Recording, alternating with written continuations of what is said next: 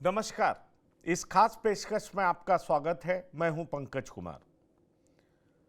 मेरे साथ जोड़ रहे हैं राजनीतिक विश्लेषक डॉक्टर संजय कुमार और उनसे जानने का प्रयास करेंगे कि पिछले कुछ दिनों में जिस तरीके से अपराध की वारदात बढ़ी हैं, उसके बाद से बीजेपी के एलआई मतलब एनडीए के घटक दल में ही काफी ज्यादा आक्रोश है। हद तो तब हो गई जब चिराग पासवान ने आज खुद कह दिया कि बिहार में अपराध चरम पर है, पूरा कानून प्रशासन ध्वस्त हो चुका है। तो सवाल ये उठता है कि एक के बाद दूसरा अपराध और फिर प्रशासन इसको रोकने में नाकामयाब क्यों हो रही है। डॉक्टर संजय, आपका स्वागत है इस खास पेशकश में। मैं एक सवाल करना चाह रहा हूं आपसे, एक नहीं कई सवाल करूंगा। पूर्णिया में 5 लोगों की हत्या हो गई, नालंदा में 2 लोगों की हत्या हो गई, बक्सर में 2 लोगों की हत्या हो गई, गोपाल खेम का मर्डर हो गया। पुलिस इतना पंगु क्यों दिखाई पड़ रही है और चुनाव के मुहाने पे इतना बड़ा बढ़ता जा रहा अपराध? आपको नहीं लगता कि सरकार के लिए ये शुभ संकेत नहीं है? देखिए, पुलिस जब अकाउंटेबल नहीं हुई, पुलिस के बड़े अधिकारी ऑफ रिकॉर्ड ही अगर ये बात बोले, ये बालू माफिया और शराब माफिया थाने को किस तरह से खरीद लिए, अब इसके बाद फिर क्या रह जाता है? थाने अगर ये माफियाओं के द्वारा अगर नियंत्रित होने लगे हैं, तो फिर रूटीन क्राइम और इस तरह की आपराधिक घटनाओं के बारे में तो कुछ कहा ही नहीं जा सकता। दूसरी चीज, अगर फ्री हैंड अगर आप पुलिस को नहीं देंगे, आज चिराग पासवान ने केवल वही नहीं कहा, उन्होंने कहा कि मुख्यमंत्री जी, आप तो बतौर गृह मंत्री भी बिहार के हैं और गृह मंत्री के रूप में जो ये घटनाएं हो रही हैं, क्या मैं इसको नहीं मानूं कि ये गृह विभाग का फेलियर है? अब इससे ज्यादा तो कुछ कहने के लिए अलायंस के लोगों के पास रह नहीं जाता है। तो चिराग जिस तरह से आज हमलावर हुए, पुलिस मुख्यालय क्या कर रही है भाई? मैं 2-3-4 घटनाओं का जिक्र कर दे रहा हूं, इससे आपको समझ में आ जाएगी। वो तो अलग अलग जिले की घटना बताए। पटना जिला में, केवल पटना जिला में 4 महीने में 115 हत्या हुई। 115 हत्या। ADG law and order Pankaj Darad की गाड़ी जा रही है पंत भवन के नजदीक और वहीं पर एक दूसरे स्कॉर्पियो से लड़के फायर कर रहे हैं। हाई सिक्योरिटी जोन में जहां तेजस्वी रहते हैं, विपक्ष के नेता अशोक चौधरी रहते हैं, वहां पर कुछ पैसे और मोबाइल छीनने के लिए लड़के फायर करते हैं और आज तक वो अपराधी पकड़े नहीं जाते हैं कि भाई हाई सिक्योरिटी जोन में फायर करके कौन भाग गया। सीसीटीवी आपका कैमरा क्या फेलियर है? क्या इंटेलिजेंस फेलियर की स्थिति में आ गई कि कोई कहीं भी कुछ कर दे रहा है अपराध और बस आप कह रहे हैं कि वही रटी रटाई हुई बात की कार्रवाई करेंगे, सलाखों के पीछे होंगे। भाई, प्रिवेंशन ऑफ क्राइम क्या हो रहा है? प्रिवेंशन पर आप बात ही नहीं करते हैं। आप एक्शन की बात करते हैं कि हम देखिए एक्शन क्या लेते हैं। तो एक्शन आप क्या लेते हैं, इससे ज्यादा इंपॉर्टेंट है प्रिवेंशन ऑफ क्राइम। दूसरी चीज, मैं बार बार कहता हूं कि जब कॉम्पिटेंट पुलिस अधिकारी, उनकी पोस्टिंग अगर जगह पर नहीं होगी, प्रोफेशनल पोस्टिंग पुलिस अधिकारियों की नहीं होगी, प्रोफेशनल पुलिसिंग आप नहीं कराएंगे, नहीं, ठीक है। पॉलिटिकल पोस्टिंग अगर होगी तो आपको प्रोफेशनल परिणाम। पुलिसिंग नहीं करा पा रहे हैं, लेकिन हम एक बात आपसे जानना चाहेंगे। डीजीपी आए तो कहा गया ये डीजीपी का तो बड़ा क्लीन रिकॉर्ड है, काफी कॉम्पिटेंट भी माने जाते हैं। फिर एडीजी हेडक्वार्टर कुंदन कृष्णन को बनाया गया, कहा गया ये बड़े कड़क ऑफिसर हैं और दोनों का कॉम्बिनेशन अपराध पर लगाम लगाएगा। लेकिन क्या ये दोनों का कॉम्बिनेशन अपराध पर लगाम क्यों नहीं लगा पा रहा है? वजह क्या है? पॉलिटिकल इंटरफेरेंस ज्यादा है, पुलिस को ज्यादा छूट नहीं है, या तमाम क्रिमिनल जस्टिस सिस्टम के जो अंग होते हैं उनके बीच में समन्वय नहीं है? दिक्कत है कहां पर? नहीं नहीं, समन्वय का अभाव है। समन्वय का अभाव है और जब चीजें कहीं और से नियंत्रित होती है, जब पुलिस पदाधिकारियों को खुली छूट नहीं दी जाती है, निर्णय कहीं और से ले लिए जाते हैं, तो फिर इनको लगता है कि आरएस भट्टी को जब डीजीपी बनाया गया था बिहार का, तो लगा था कि नहीं, अब कुछ बिहार में वो कुछ करने की स्थिति में हो। लेकिन जब जिले में पुलिस सुपरिटेंडेंट की पोस्टिंग होने लगी, एसपी की पोस्टिंग होने लगी और उसके बाद जब घटनाएं होने लगी तो उन्होंने कहा कि नहीं, मैं जाना चाहूंगा सेंट्रल पोस्टिंग में, न कि बिहार का डीजीपी रहना पसंद करूंगा, जबकि बिहार के डीजीपी का पद जहां वो गए हैं उससे कई गुना बेहतर है। फिर वो जाना क्यों पसंद? कहीं ना कहीं लगा कि हमारा नाम तो इस्तेमाल हो रहा है लेकिन हमें वो छूट नहीं दी जा रही है। और वो उस बात को लेकर के उन्होंने बाद में कुछ कहा भी, दबी जुबान से ही कहा। तो खुली छूट तो नहीं है, समन्वय का अभाव है। ऑपरेशन लंगड़ा की बात की गई थी अभी कुछ दिन पहले कि भाई पैर में हम अपराधियों को गोली मारेंगे। पैर में अपराधियों को गोली मारेंगे वो तो ठीक है। खेमका जो एक बड़े व्यवसायी हैं, गोपाल खेमका जी की हत्या हो जाती है और पुलिस पहुंचती है, 11:30 बजे घटना होती है, 2 बजे पुलिस पहुंचती है। 500 मीटर की दूरी पर गांधी मैदान थाना है, वहीं पर सीनियर एसपी का ऑफिस है, बगल में रेजिडेंस है। क्या है भाई, ये क्या मामला है? ये पुलिस लाख कहते रहे कि हम हॉस्पिटल में खोजते चले गए थे, इस वजह से आश्चर्य लगता है। कोऑर्डिनेशन का अभाव तो है। और गृह विभाग को लेकर के जो सवाल उठाया, अब मुख्यमंत्री जी इतनी छूट देते हैं। चूंकि मैं एक छोटी घटना बता रहा हूं, जब गठबंधन बदली थी बिहार में और गठबंधन बदलने के बाद एक साथ कई चिकित्सकों ने लाइसेंस के लिए अप्लाई किया बिहार में, तो नीतीश कुमार ने एक सर्वदलीय बैठक बुलाई, एक पुलिस पदाधिकारियों के साथ बैठक की और उन्होंने पुलिस पदाधिकारियों को साफ साफ कहा कि तरीका क्या होगा मैं नहीं जानता हूं, लेकिन क्राइम शुड बी कंट्रोल्ड। और एक्शन में लोग दिखे। 5 से 10 के बीच में मैं 2 उदाहरण, आप इसके गवाह रहे हैं। बिहार की जमीनी हकीकत को आप समझते हैं। स्पीडी ट्रायल और फास्ट ट्रैक कोर्ट, क्या हो गया? स्पीडी ट्रायल का क्या हो गया? ये फॉरेंसिक जो एविडेंस थे उसका क्या हो गया? साइंटिफिक इन्वेस्टिगेशन का क्या हो गया? अभी मैं कुछ दिन पहले न्यूज़पेपर में देखा कि 100 फास्ट ट्रैक कोर्ट को फंक्शनल किए जाएंगे। जब पूरी पानी बह ही जाएगा, लगता है अपराधियों को कि क्या है, साक्ष्य के अभाव में हमारा बेल हो जाएगा। 2 घटनाओं का जिक्र मैं करना चाहूंगा। एक रुपेश हत्याकांड हुआ था इसी पटना में।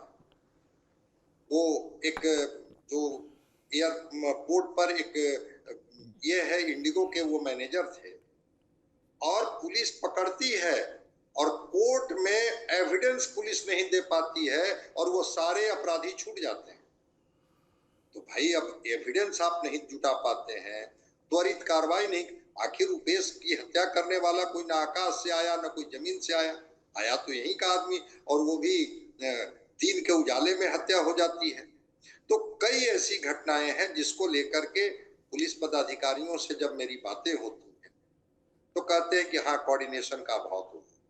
अब किस कोऑर्डिनेशन का नहीं, पर अभाव है, ये कहां बताइए, से इनको पुलिस एडीजी छूट? हेडक्वार्टर और डीजीपी 2 बड़े अहम पद हैं, दोनों में कोऑर्डिनेशन का अभाव है क्या? नहीं, वो दोनों में तो कोऑर्डिनेशन का अभाव नहीं है और दोनों कॉम्पिटेंट अधिकारी हैं। डीजीपी भी जो है वो बड़े ईमानदार और बड़े ही कर्मठ और बड़ा ही साइंटिफिक तरीके से काम करने वाले हैं। उनको मैं जानता हूं, जब वो शुरू से ही जब अलग अलग विभागों में उनको जिम्मेवारियां दी गई थी तो उनकी कर्मठता और उनकी ईमानदारी को लेकर के लगातार सराहना होती थी। एडीजी हेडक्वार्टर कुंदन कृष्णन जी को लाया गया था और इन्होंने शायद उस समय कहा था कि मुझे खुली छूट मिलनी चाहिए, शायद उनको खुली छूट भी दी गई। फिर कहाँ कोऑर्डिनेशन का अभाव दिखता है? कौन लोग हैं जो इन अधिकारियों को, जो नीचे के अधिकारी हैं उनको पॉलिटिकल संरक्षण मिल जाता है और अपराधी इस तरह का लाभ उठाते हैं? मैं मानता हूं कि एक बार फिर स्पीडी ट्रायल करना होगा, फास्ट नहीं, ट्रैक पर कोर्ट को ये फंक्शनल बताइए, करना होगा, सजा। तेजस्वी कह रहे हैं मुख्यमंत्री अचेत हैं, तेजस्वी कह रहे हैं डीके मजा ले रहे हैं, फिर डीके सवालों के घेरे में। ये तेजस्वी यादव सवाल उठा रहे हैं, तेजस्वी यादव डीके को क्यों सवालों के घेरे में ले रहे हैं? सबको पता है वो रिटायर्ड अधिकारी हैं, उनके इशारे पे एडमिनिस्ट्रेशन चलता है। क्या वो ज्यादा ट्रांसफर पोस्टिंग में इंटरेस्ट लेते हैं? क्या यही वजह है कि तेजस्वी यादव डीके को पर सवाल उठा रहे हैं? एक आईएएस को लेकर के एक आईपीएस अधिकारियों के बीच में एक नाराजगी है और आपको भी ये पता होगा कि कैसे जूनियर आईएएस अधिकारी के यहाँ डीजीपी रैंक के अधिकारी गुलदस्ता लेकर के खड़े रहते थे। ये उनकी हनक थी। ये दृश्य कोई ऐसा नहीं था कि वो किसी ने नहीं देखा था। तो जब पुलिस पदाधिकारियों को जब अपने तरीके से नहीं सिस्टम को चलाने देंगे, आईएएस के अंदर में जब इनको संचालित करेंगे, आईएएस अधिकारियों को इतना अधिकार दे देंगे कि अब बिना उनके अब सीआर आईएएस अधिकारी लिखते हैं। अब इसके बारे में पुलिस पदाधिकारियों की अपनी नाराजगी रहती है, व्यक्त भी करते हैं समय समय पर, लेकिन चूंकि वो उनकी अपना एक सिस्टम है, उनको एक अपना दायरा है, उस दायरे से बाहर वो कुछ, हम आप बात कर रहे हैं वो अलग बात है, लेकिन उनका एक दायरा है, वो बात नहीं कर पाते हैं। तो कहीं ना कहीं से जो उनके हाथ जो बंधे हुए होते हैं, खुली छूट नहीं मिल पाती है, इसके फायदे जरूर मिल पाते हैं अपराधियों को, और ये अपराधी अपना तांडव मचाने लगते हैं, दिखाने लगते हैं। कल्पना कीजिए ना, हार्ट ऑफ पटना, गांधी मैदान, वो अब उससे बड़ा पॉश इलाका क्या होगा भाई, कि पनास होटल के बगल में गोपाल खेमका का घर है और अपराधी चेज करता है और उनकी हत्या कर देता है। नहीं, पर और वहां पर पुलिस ये 2 घंटे के बताइए, गोपाल खेमका मर्डर केस में पुलिस को अभी तक क्या हाथ में सुराग मिला है? अभी तक जो खबरें हैं उसमें कोई ऐसा नहीं है कि हाँ एक लाइनर बांकीपुर क्लब में था, एक लाइनर वहां था, एक लड़का जो शायद उनके शव यात्रा में फूल माला लेकर के पहुंचा हुआ था, संदिग्ध के तौर पर उसी को उठा लिया गया है कि तुम यहाँ क्या कर रहे हो। जेल, बेउर जेल को भी खंगाला गया कि वहां से कुछ उसके तार तो नहीं जुड़ते हैं। अभी तक तो इतने घंटों के बाद तो कोई बातें सामने नहीं आई है, या पुलिस उसका उद्भेदन नहीं करना चाहती है। मैं ये कह रहा हूं कि गोपाल खेमका जैसे बड़े उद्योगपति हों या आम आदमी, सुरक्षा राज्य सरकार की प्रायोरिटी है। मैं मानता हूं कि मल्टीटास्किंग है पुलिस के ऊपर, दारू की तस्करी रुकवानी है, बालू की तस्करी रुकवानी है, अपराध रुकवानी है। पुलिस पब्लिक रेशियो बिहार का 1 लाख पर 75 पुलिस है। ये कहते हैं कि हम 150 कर देंगे, 153 कर देंगे, 34% पुलिस के पद अभी भी खाली हैं। कब कर दीजिएगा भाई? राष्ट्रीय आंकड़ा 23 का मैं बता रहा हूँ कि राष्ट्रीय आंकड़ा जो था वो 832 था, बिहार का 1522 है, मतलब जस्ट दुगना से भी माने ज्यादा है बिहार का, कि 1532 या 22 व्यक्ति पर एक पुलिसकर्मी है बिहार में। तो आप पुलिस की नियुक्ति कीजिएगा नहीं, फ्री हैंड दीजिएगा नहीं, और शराब की तस्करी रुकवाना अगर पुलिस का काम हो जाए तो फिर अपराध को कौन नियंत्रण करेगा। और सूखा नशा का एक बड़ा गिरोह पनप गया है, ये जो शराब तस्कर का एक बड़ा गिरोह पनप गया है, और उसका एक नेक्सस है। जहां पहुंचना चाहते हैं, मैं बता देता हूं कि इसका एक इतना बड़ा नेक्सस है कि वो नेक्सस में बड़े से लेके छोटे तक अपराधी सम्मिलित हैं।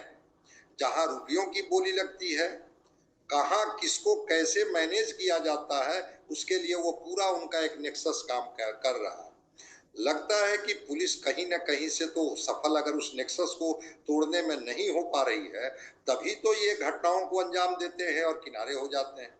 बिल्कुल आपने जिला वाइज जो आंकड़ा दिया भाई, सोचिए ना, अब सिवान में तलवार से काट दिया जा रहा है, पूर्णिया में पीट पीट करके हत्या कर दी जाती है और सबको जला दिया जा रहा है। भाई क्या हो रहा है? कौन सा, मतलब कि लॉ एंड ऑर्डर की बात है, गवर्नेंस कहाँ? बिल्कुल चिराग पासवान नहीं, की तो नाराजगी जो तो भी हो, लेकिन सवाल तो उन्होंने सही ही उठाए। तो डॉक्टर संजय, चिराग पासवान का स्टेटमेंट क्या गिरते कानून व्यवस्था के ऊपर है, या आप पॉलिटिकल भी देख पा रहे हैं कि चिराग को लग रहा है यही मौका है, सरकार पर दबाव डालो और ज्यादा से ज्यादा सीटें अपने पक्ष में कर लो? क्या आप इस एंगल से इसको देख पा रहे हैं क्या? क्योंकि चिराग इस मौके पर सरकार के खिलाफ बोल रहे हैं। अमूमन गठबंधन का घटक दल तभी बोलता है जब वो असंतुष्ट होता है, और फिर वो अपने राजनीतिक हित के हिसाब से बयान देता है। वो जो आपने दूसरी बात कही कि मौके का फायदा चिराग उठा रहे हैं, दबाव बनाएंगे, कभी वो कह रहे हैं कि हम 243 पर लड़ेंगे, कभी सीधे ये कह के कि गृह मंत्रालय तो नीतीश कुमार जी के जिम्मे है, अकाउंटेबल तो उन्हीं को बनाया जाएगा, उन्हीं से सवाल पूछे जाएंगे। मैं मानता हूं कि चिराग पासवान जी के ये जो सवाल है वो शायद सीटों के दबाव को लेकर के ही है। बिहार की अगर इतनी चिंता होती तो लॉ एंड ऑर्डर ये कोई आज थोड़े फेलियर हो गया। ये तो सवाल लगातार 1 साल से उठ रहा है। ठीक है, मुख्यमंत्री जी कितने स्वस्थ हैं, स्वस्थ नहीं है, वो सारे निर्णय उन्हीं के हैं, या जो आप कह रहे हैं कि विपक्ष जो छायावाद में बात करता है डीके बॉस के, कि वो निर्णय सब डीके बॉस के हो जाते हैं, और उसमें जो सीनियर मोस्ट अधिकारी भी कुछ कर नहीं पाते हैं, वो तो मुझे नहीं पता है। लेकिन इतनी बात जरूर है कि लॉ एंड ऑर्डर को लेकर के विपक्ष का सवाल हो या आम आदमी का सवाल हो, सवाल के घेरे में तो है। क्योंकि 5 से 10 के बीच में नीतीश कुमार ने साबित करके दिखाया था कैसे क्राइम को, इस यही बिहार में 118 नरसंहार हुए थे, 30-30 ऑर्गेनाइज्ड गैंग चल रहे थे, सबको इन्होंने तोड़ा था, उस नेक्सस को तोड़ा था। और फिर वही नीतीश कुमार, अगर नीतीश कुमार के कालखंड को नीतीश कुमार के कालखंड से ही तुलना की जाए तो चीजें आपको साफ दिख जाएगी कि आखिर क्या है भाई। ऐसा तो नहीं था कि उस समय बेरोजगारी नहीं थी, उस समय जो था वो भ्रष्टाचार नहीं था, उस समय ये अपराधी सब संत बने हुए घूम रहे थे, था उस समय भी। लेकिन नीतीश कुमार की हनक और दबाव काम करता था, फ्रीडम पुलिस अधिकारियों को था। अभी क्या चीजें कहां जाके ठहरी हुई है जिसकी वजह से इस तरह के दिखने शुरू हो गए हैं दृश्य, स्वाभाविक है एक सवाल तो बनता है कि हम क्या आपसे अगला मुख्यमंत्री सवाल जी पूछना दिशा चाहेंगे। निर्देश प्रशांत किशोर दिलीप जायसवाल पर सवाल उठा रहे हैं, तरह तरह की बात कर रहे हैं। एनडीए का सबसे बड़ा घटक दल के सेनापति सवालों के घेरे में है। दूसरी तरफ आज चिराग पासवान ने नीतीश कुमार पर सवाल उठा दिया। क्या आपको लग रहा है कि बिहार की राजनीति अब बदलने जा रही है? क्या चिराग पासवान इन एनडीए को छोड़ करके कुछ और भी कर सकते हैं, ऐसी संभावना दिखाई पड़ रही है आपको? क्या प्रशांत किशोर जिस तरीके से दिलीप जायसवाल पर अटैक कर रहे हैं, ये एनडीए के लिए कतई शुभ संकेत नहीं है, ये बड़ा ही खराब इंडिकेशन है। ऐसे में गंभीर सवाल है कि क्या चिराग एनडीए छोड़ भी सकते हैं और कहीं और हाथ मिला सकते हैं? चिराग अति महत्वाकांक्षी हो गए हैं। 5 सीटों की जीत ने इनके कॉन्फिडेंस को नहीं, इनके ओवर कॉन्फिडेंस को भी बढ़ा दिया।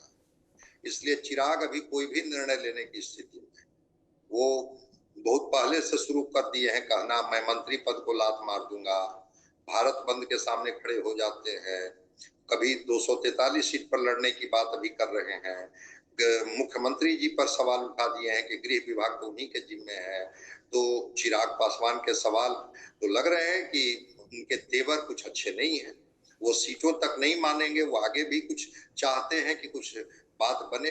और जहां तक प्रशांत किशोर जी का सवाल है, प्रशांत किशोर जी ने जो सवालों के घेरे में खास करके भारतीय जनता पार्टी के प्रदेश अध्यक्ष को लिया है, प्रशांत किशोर जी के सवालों का जवाब देना चाहिए बीजेपी के प्रदेश अध्यक्ष को आकर के, और मजबूती से जवाब देना चाहिए। और अगर नहीं जवाब दे रहे हैं तो ग्रिल तो हो रहे हैं।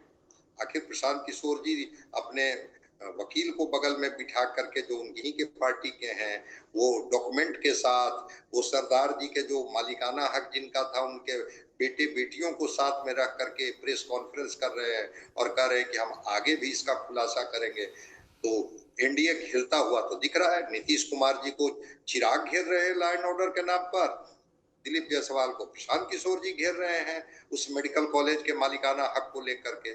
तो घिरा हुआ तो एनडीए है। जब सामने चुनाव है, रणभेरी बच चुकी है और आपको युद्ध के मैदान में जाना है, और उस समय आपके सेनापति को ही घेर लिया जाए, उन्हीं को कटघरे में खड़ा कर दिया जाए और उधर से मजबूत उत्तर ना आए, तो मैं मानता हूं कि ये तो एक है जिसको हम लोग कहते हैं ट्रांजिशनल फेज, संक्रमण का पीरियड एनडीए के लिए है कि क्या चल रहा है भाई। आपके अलायंस के पार्टनर भी सवाल उठा रहे हैं और विरोधी और प्रशांत किशोर तो सवाल उठा ही रहे हैं। विरोधी और प्रशांत किशोर सवाल उठा रहे हैं। आने वाले दिनों में कोई नया अलाइनमेंट देख रहे हैं क्या? खबर यह है कि प्रशांत किशोर के साथ एमआईएम अलायंस करने को आतुर है। क्या उस संगठन में चिराग भी शामिल हो सकते हैं? क्योंकि एनडीए पर चिराग का गुस्सा होना बहुत कुछ संकेत दे रहा है। नहीं, शामिल हो सकते हैं चिराग पासवान, चूंकि प्रशांत किशोर भी चिराग पासवान की तारीफ करते हैं और चिराग पासवान भी प्रशांत किशोर की तारीफ करते हैं पब्लिक डोमेन में। भाई आप किसी गठबंधन में हैं और उस व्यक्ति की तारीफ करते हैं जो आपके गठबंधन के ही नेताओं को कटघरे में खड़ा करते हैं।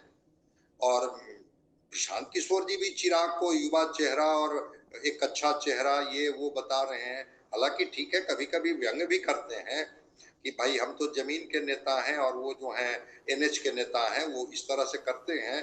लेकिन राजनीति में संभावनाओं से इनकार नहीं किया जा सकता है। जो आपके सवाल हैं कि क्या कुछ ऐसी चीजें हो सकती हैं, बिल्कुल हो सकती है। इसमें अप्रत्याशित जैसी कोई बात नहीं होगी। पता चला कि कोई कारण, कोई तर्क बता दिए गए और गठबंधन कहीं और दिख रहा है, तो संभावनाओं से इनकार नहीं किया जा सकता है। क्या प्रशांत किशोर अगर कह देंगे, अभी सवाल पूछा गया था, उन्होंने कहा कि नहीं, मुख्यमंत्री जैसा छोटा पद, इसके लिए मैं इतना संघर्ष नहीं कर रहा हूं। तो भाई मुख्यमंत्री जैसा छोटा पद अगर उनको नहीं लेना है तो किसी को सपना दिखा सकते हैं कि भाई ये छोटा पद आप ही ले लीजिए, हम तो और बड़े पद के लिए बने हैं। तो राजनीति में संभावनाओं से आप इनकार नहीं कर सकते हैं। बिहार की राजनीति कोई मोड़ ले सकती है और उस मोड़ के हम लोग साक्षी हो सकते हैं। इसलिए आश्चर्य और जिसको कहते हैं ना कि अप्रत्याशित जैसी चीज बिहार की राजनीतिक घटनाक्रम में नहीं देखा जा सकता। चलिए, पर सवाल यह है कि किस तरह का मोड़ लेगी। सवाल यह है कि एक तरफ प्रशांत किशोर दिलीप जायसवाल पर हमलावर हैं, दूसरी तरफ आज चिराग पासवान नीतीश कुमार पर हमलावर हो गए।